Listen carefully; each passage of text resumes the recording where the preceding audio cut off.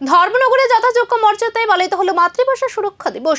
মঙ্গলবার তথ্য ও সংস্কৃতি দপ্তরের উদ্যোগে বিবেকানন্দ শতবার্ষিকী ভবনে আয়োজিত হয় বিশেষ অনুষ্ঠান।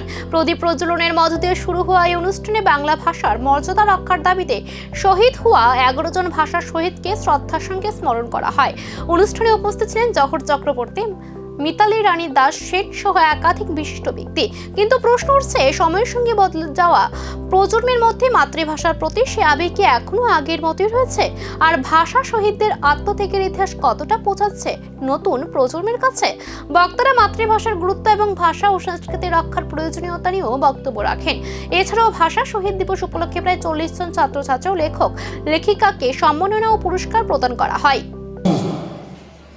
আমাদের প্রত্যেকের ভারতবর্ষে বহুজাতিক দেশ এবং সবার তার নিজস্ব ভাষা আছে।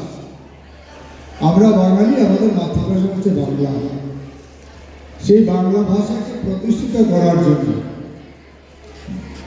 আমাদের ভারতবর্ষে এবং অবিভক্ত ভারতবর্ষে বাংলাদেশেও ভাষা আন্দোলন হয়েছে স্বাধীনতার আগে।